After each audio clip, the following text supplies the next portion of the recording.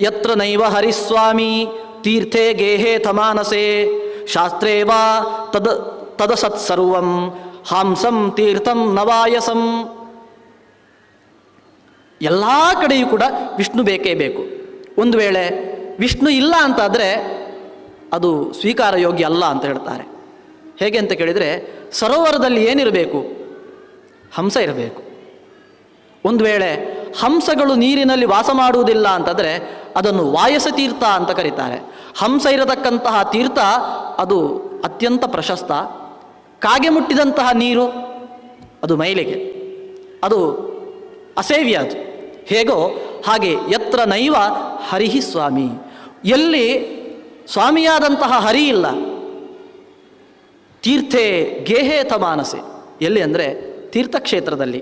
ಯಾವ ತೀರ್ಥಕ್ಷೇತ್ರದಲ್ಲಿ ಹರಿ ಇಲ್ಲ, ಯಾವ ಗೇಹೆ ಆಲಯ ಮಂದಿರ ಮನೆ, ಯಾವ ಮನೆಯಲ್ಲಿ ಆಲಯದಲ್ಲಿ ಮಂದಿರದಲ್ಲಿ ಹರಿ ಇಲ್ಲ, ಮಾನಸೆ ಮನಸ್ಸಿನಲ್ಲಿ ಹರಿ ಇಲ್ಲ ಅಂತಾದರೆ ಅದು ವಾಯಸ ತೀರ್ಥ, ತೀರ್ಥಕ್ಷೇತ್ರ ಅಲ್ಲಂತೆ, ಅದು ಅಪವಿತ್ರ ಅಂತ ನಾರದರು ಹೇಳ್ತಾ ಇದ್ದಾರೆ. ಮತ್ತು ಇಂತಹ ಅದ್ಭುತವಾದಂತಹ ಮಾತನ್ನು ಕೊಡ್ತಾ ಇರುವಂಥದ್ದು ಸ್ಕಂದ ಪುರಾಣವೇ, ಅದೂ ಕೂಡ ಮಹೇಶ್ವರ ಖಂಡವೇ. ಶಿವನ ಪಾರಮ್ಯವನ್ನು ಹೇಳಲಿಕ್ಕೆ ಹೊರಟಂತಹ ಈ ಭಾಗ ಅಲ್ಲಲ್ಲಿ ಮತ್ತೆ ವಿಷ್ಣುವಿನ ಪಾರಮ್ಯವನ್ನು ಹೇಳ್ತಾ ಉಂಟು. ಎಲ್ಲ ಕಡೆಯೂ ಕೂಡ ವಿಷ್ಣು ಬೇಕೇ ಬೇಕು ಅಂತ. ಹಾಗೆ ಆ ಗುಪ್ತಕ್ಷೇತ್ರದಲ್ಲಿ ನಾರದರು ವಿಷ್ಣುವನ್ನು ಪ್ರಾರ್ಥಿಸಿ ವಿಷ್ಣುವಿನ ಪ್ರತಿಷ್ಠಾಪನೆ ಮಾಡಿದರು. ಆ ಪ್ರತಿಷ್ಠಾಪನೆ ಮಾಡಿದಲ್ಲಿ ಮಹಾವಿಷ್ಣುವಿನ ಉಪಾಸನೆಯನ್ನು ಒಬ್ಬ ಮಾಡಿದವನಿದ್ದಾನೆ, ಅವನ ಇತಿಹಾಸ ಹೇಳುತ್ತೇನೆ ಅಂತ ನಾರದರು ಅರ್ಜುನನಿಗೆ ಉಪದೇಶ ಕೊಡ್ತಾರೆ. ಯತ್ರ ತೀರ್ಥವರೇ ಪೂರ್ವಂ ಐತರೇಯ ಇತಿ ದ್ವಿಜಃ ಸಿದ್ಧಿಂ ಪ್ರಾಪ್ತಃ ಮಹಾಭಾಗಃ ವಾಸುದೇವ ಪ್ರಸಾದತಃ. ವಾಸುದೇವನ ಪ್ರಸಾದದಿಂದ ಈ ಕ್ಷೇತ್ರದಲ್ಲಿ ಐತರೇಯ ಎಂಬ ಒಬ್ಬ ವ್ಯಕ್ತಿ ಸಿದ್ಧಿಯನ್ನು ಪಡೆದಿದ್ದಾನೆ. ಯಾರದು ಐತರೇಯ ಅಂತಂದರೆ, ಹರಿತ ಗೋತ್ರದಲ್ಲಿ ಬಂದಂತಹ ಒಬ್ಬ ದ್ವಿಜನಿಗೆ ಮಾಂಡೂಕಿ ಎಂಬ ಮಡದಿ ಇದ್ಲು. ಒಬ್ಬ ಮಗ ಹುಟ್ಟಿದ. ಆದರೆ ಮಗ ಮಾತ್ರ ಮಾತಾಡ್ತಾ ಇರಲಿಲ್ಲ. ಜಜಾಪ ಮಂತ್ರಂ ಅನಿಶಂ ದ್ವಾದಶಾಕ್ಷರಂ ಸದ್ ಅನ್ವಹಂ.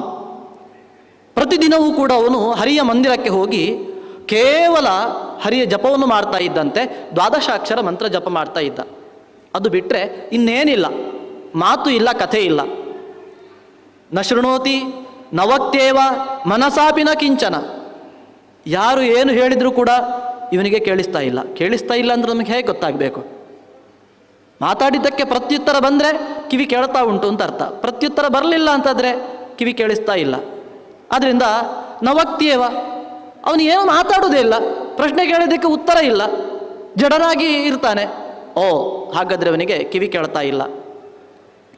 ಇನ್ನು ಏನು ಮಾತಾಡುವುದಿಲ್ಲ ಯಾಕೆಂದರೆ ಮನಸ್ಸಿಗೆ ಹಾಕಿಕೊಳ್ಳುವುದೇ ಇಲ್ಲ.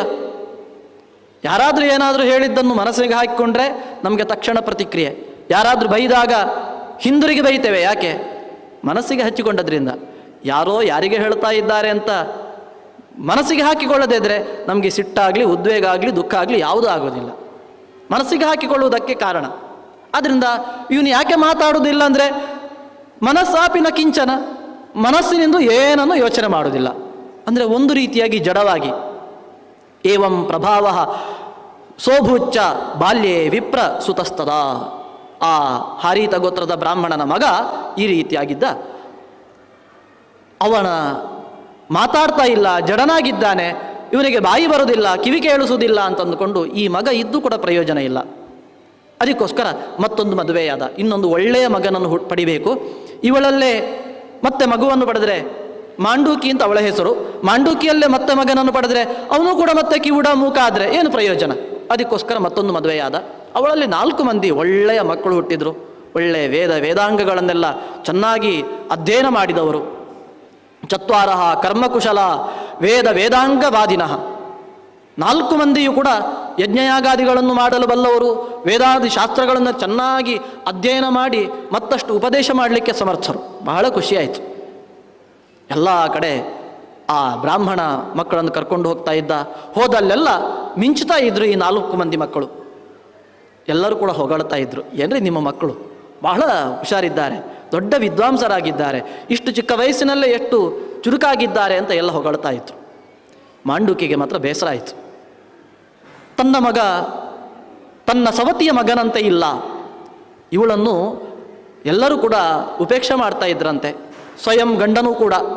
ಆದ್ದರಿಂದ ಇವಳನ್ನು ಹೆಸರೆತ್ತಿ ಕರೀತಾ ಇರಲಿಲ್ಲ, ಇನ್ನೊಬ್ಬಳು ಅಂತ ಹೇಳ್ತಾ ಇದ್ರಂತೆ. ಆದ್ದರಿಂದ ಅವಳನ್ನು ಇತರ ಅಂತ ಕರೀತಾ ಇದ್ರು. ಯಾಕೆ? ಅವಳಿಗೆ ಬೆಲೆ ಇಲ್ಲ. ಮನೆಗೆ ಬಂದಂತಹ ನೆಂಟರೆಲ್ಲ ಕೇಳೋದು, ಅಲ್ಲ ನಿನ್ನ ಮಗ ಯಾಕೆ ಹೀಗೆ, ನಿನ್ನ ಮಗ ಯಾಕೆ ಹೀಗೆ ಅಂತ. ಲೋಕದಲ್ಲಿ ಜನರ ದುರಾಭ್ಯಾಸ ಅದು. ಮದುವೆ ಆಗಲಿಲ್ಲ ಅಂತಂದರೆ ಏನು ಇನ್ನು ಮದುವೆ ಆಗಲಿಲ್ವಾ ಅಂತ ಕೇಳೋದು. ಗೊತ್ತಿದ್ದು ಕೇಳ್ತಾರೆ. ಮದುವೆ ಆದ ನಂತರ ಏನು ಇನ್ನು ಮಕ್ಕಳಾಗಲಿಲ್ವಾ.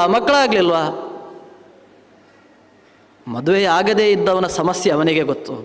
ಏನೋ ಪ್ರಾರಬ್ಧ ಕರ್ಮದಿಂದ ದುಃಖವನ್ನು ಅನುಭವಿಸ್ತಾ ಇದ್ದಾನೆ. ಇವರ ಇಂತಹ ಮಾತುಗಳು ಮತ್ತಷ್ಟು ಚುಚ್ಚುತ್ತದೆ. ಇದರಿಂದ ತಾಯಿಯಾದವಳಿಗೆ ತುಂಬ ದುಃಖ ಆಗ್ತದೆ. ಆದ್ದರಿಂದ ಈ ಇತರೆಯ ಮಗ ಅವನು ಜಡನಾಗಿದ್ದು ಎಲ್ಲರೂ ಕೂಡ ಇವಳ ಬಳಿ ಬಂದು ಹಂಗಿಸ್ತಾ ಇರುವಾಗ ತುಂಬ ಮರುಕಪಟ್ಲು, ತಡಿಲಿಕ್ಕಾಗಲಿಲ್ಲ. ಇಂತಹ ಮಗನನ್ನು ಹೆರುವುದಕ್ಕಿಂತ ನಾನು ಬಂಜೆಯಾಗಿದ್ರೇನೆ ಒಳ್ಳೆದಿತ್ತು ಅಂತ ಅನ್ನಿಸಿ ಒಂದು ಬಾರಿ ದುಃಖದ ಕಟ್ಟೆಯೊಡೆದು ಮಗನ ಬಳಿ ಹೇಳಿಬಿಟ್ಲು, ನೀನು ಹುಟ್ಟಿದ್ಯಲ್ಲ, ಯಾಕೆ ಹುಟ್ಟಿದ್ದಿ, ಯಾವ ಕರ್ಮಕ್ಕೆ, ನನ್ನ ಇಡೀ ಜೀವನವನ್ನು ನರಕ ಮಾಡಿಬಿಟ್ಟಿ ಅಂತ ಹೇಳಿದಾಗ ಮಗ ಮಾತಾಡಲಿಕ್ಕೆ ಆರಂಭ ಮಾಡಿದ. ಏನು ಹೇಳ್ತಾ ಇದ್ದಿ, ನನಗೆ ಮಾತು ಬರೋದಿಲ್ವಾ, ಕಿವಿ ಕೇಳಿಸ್ತಾ ಇಲ್ವಾ, ನಾನು ಯಾಕೆ ಮಾತಾಡಲಿಲ್ಲ, ನಾನು ಮಾತಾಡ್ತಾ ಇಲ್ಲ, ನಾನು ಮಾತಾಡದೇ ಇದ್ದದ್ರಿಂದ ನಿನಗೆ ದೊಡ್ಡದಾದಂತಹ ಒಂದು ಪರ್ವತವೇ ತಲೆಗೆ ಬಿದ್ದ ಹಾಗೆ ಮಾತಾಡ್ತಾ ಇದೆಯಲ್ಲ, ನಾನು ಮಾತಾಡದೇ ಇದ್ದದ್ರಿಂದ ನಿನಗೇನು ಗಂಟು ಹೋಯಿತು ಅಂತ ಕೇಳ್ತಾನೆ. ನೋಡು, ನೀನು ಯಾವುದು ಒಳ್ಳೆಯದಲ್ವಾ ಅದನ್ನೇ ಒಳ್ಳೆಯದು ಅಂತ ಭ್ರಮಿಸ್ತಾ ಇದ್ದಿ, ನನಗೆ ತಲೆ ಕೆಟ್ಟಿದೆ, ನಿನಗೆ ಬುದ್ಧಿ ಸರಿಯಿಲ್ಲ ನಿನ್ನದು ಅಂತ ಬೈದು ಬಿಡ್ತಾನೆ. ಅಶೋಚ್ಯೆ ಶೋಚಸಿ ಶುಭೆ ಶೋಚ್ಯೆ ನೈವಾಪಿ ಶೋಚಸಿ. ಯಾವುದಕ್ಕೆ ದುಃಖ ಪಡಬೇಕಾ ಅದಕ್ಕೆ ದುಃಖ ಪಡ್ತಾ ಇಲ್ಲ, ಯಾವುದಕ್ಕೆ ದುಃಖ ಪಡಬಾರ್ದ ಅದಕ್ಕೆ ದುಃಖ ಪಡ್ತಾ ಇದ್ದಿ. ಒಂದು 4 ಜನ ನಮ್ಮ ಬಳಿ ಮಾತಾಡುವುದಿಲ್ಲ ಅಂದರೆ ನಾವು ಸಂತೋಷ ಪಡಬೇಕು. ಜನ ಮಾತಾಡಿದಷ್ಟು ನಮ್ಮ ತಲೆ ಹಾಳಾಗಿ ಹೋಗುವುದು ಜಾಸ್ತಿ. ಯಾರು ಮಾತಾಡದಿದ್ರೆ ಚೆನ್ನಾಗಿ ನಮ್ಮಷ್ಟಕ್ಕೆ ನಾವು ಶಾಂತ ರೀತಿಯಿಂದ ಇರಬಹುದು. ಯಾವುದಕ್ಕೆ ಶೋಕ ಪಡ್ತಾ ಇಲ್ವೋ ಅದಕ್ಕೆ ಶೋಕಿಸ್ತಾ ಇದ್ದಿ. ದೇಹಸ್ಯಾಸ್ಯ ಕೃತೆ ಮಿಥ್ಯಾ ಸಂಸಾರೆ ಕಿಂ ವಿಮುಖ್ಯಸಿ. ಈ ದೇಹಕ್ಕೋಸ್ಕರ ನೀನು ಯಾಕೆ ಇಷ್ಟೊಂದು ಮೋಹ ಪಡ್ತಾ ಇದ್ದಿ? ಅಲ್ಲಿ ಮೆರೆತಾ ಇರುವವರು ಯಾರೋ, ನೀನಿಲ್ಲಿ ಬಹಳ ದುಃಖಕ್ಕೆ ಈಡಾಗ್ದಿ ಅಂತ ಯಾಕೆ ತೊಳ್ಕೊಳ್ತಿ? ಈ ದೇಹ ಭಾವವನ್ನು ಬಿಡು. ನಾನು ನಿನ್ನ ಮಗನೂ ಅಲ್ಲ, ಅವರು ಯಾರ ಮಕ್ಕಳೂ ಅಲ್ಲ. ಇದೆಲ್ಲ ಜೀವರು ಅನಾದಿ ಕಾಲದಿಂದ ಅನಂತ ಕಾಲದ ತನಕ ಅನೇಕ ಬಾರಿ ಜನ್ಮವನ್ನು ಪಡಿತಾ ಇರ್ತಾರೆ. ಈ ದೇಹ ಭಾವವನ್ನು ಬಿಟ್ಟು ಬಿಡು ಅಂತ ಹೇಳ್ತಾನೆ.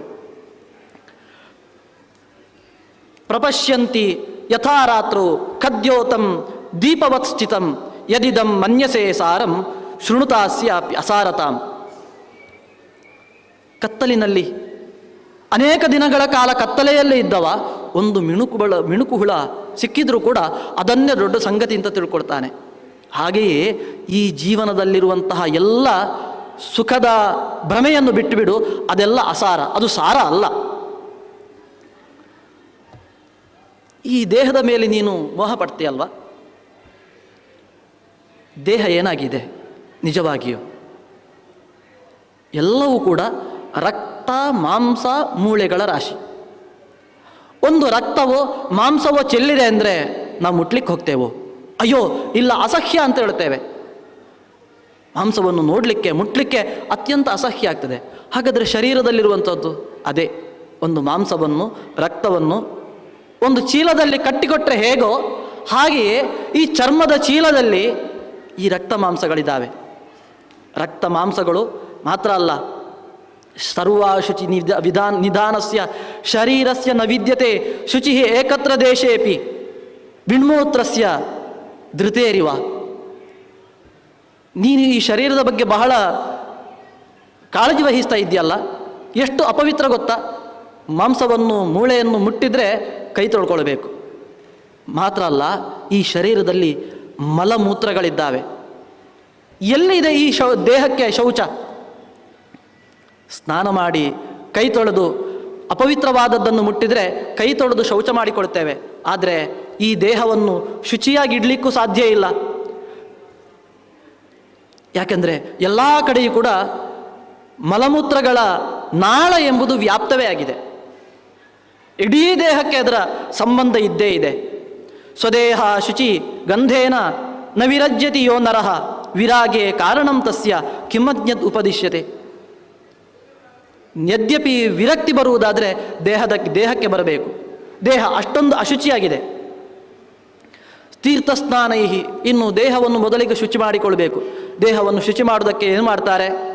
ತೀರ್ಥಸ್ನಾನ, ತೀರ್ಥ ಪ್ರೋಕ್ಷಣೆ. ಸಾಧ್ಯ ಇಲ್ಲ ಅಂತ ಹೇಳ್ತಾನೆ. ತೀರ್ಥಸ್ನಾನೈಹಿ ತಪೋಭಿರುವ ದುಷ್ಟಾತ್ಮನೈವ ಶುದ್ಧ್ಯತಿ. ದೇಹವನ್ನು ಶುದ್ಧ ಮಾಡಲಿಕ್ಕೆ ಸಾಧ್ಯ ಇಲ್ಲ. ದೇಹ ಯಾವತ್ತಿಗೂ ಕೂಡ ಮಲದಿಂದ ಕೂಡಿರ್ತದೆ. ಆದ್ದರಿಂದ ಶುದ್ಧ ಆಗುವುದಾದರೆ ಒಳಗಿರುವಂತಹ ಆತ್ಮನನ್ನು ಶುದ್ಧ ಮಾಡಬೇಕು. ಹೇಗೆ ಅಂತಂದರೆ, ಭಾವಶುದ್ಧಿ ಪರಂ ಶೌಚಂ ಪ್ರಮಾಣಂ ಸರ್ವಕರ್ಮಸು ಅನ್ಯಥಾ ಲಿಂಗ್ಯತೆ ಕಾಂತ ಭಾವೇನ ದುಹಿತಾನ್ಯಥ. ಯಾವತ್ತಿಗೂ ಕೂಡ ಆಗಬೇಕಾದದ್ದು ಭಾವದ ಶುದ್ಧಿ. ಭಾವ ಎಂಬುದು ಶುದ್ಧವಾಗಿರಬೇಕು. ಅಂದರೆ ಮಗಳ ಬಳಿ ಇರತಕ್ಕಂತಹ ಭಾವ ಬೇರೆ, ಮಡದಿಯ ಬಳಿ ಇರತಕ್ಕಂತಹ ಭಾವ ಬೇರೆ. ಎಲ್ಲ ಕಡೆಯೂ ಕೂಡ ಸಂಬಂಧಗಳಲ್ಲಿ ಭಾವಗಳು ಬೇರೆ ಬೇರೆ ಇರುವಂತೆ ದೇಹವನ್ನು ಶುದ್ಧ ಮಾಡಲಿಕ್ಕಾಗದೇ ಇದ್ದರೂ ಕೂಡ ಭಾವವನ್ನು ಶುದ್ಧ ಮಾಡಿಕೊಳ್ಬೇಕು. ಈ ರೀತಿಯಾಗಿ ಅನೇಕ ಉಪದೇಶದ ಮಾತುಗಳನ್ನು ಆಡ್ತಾನೆ.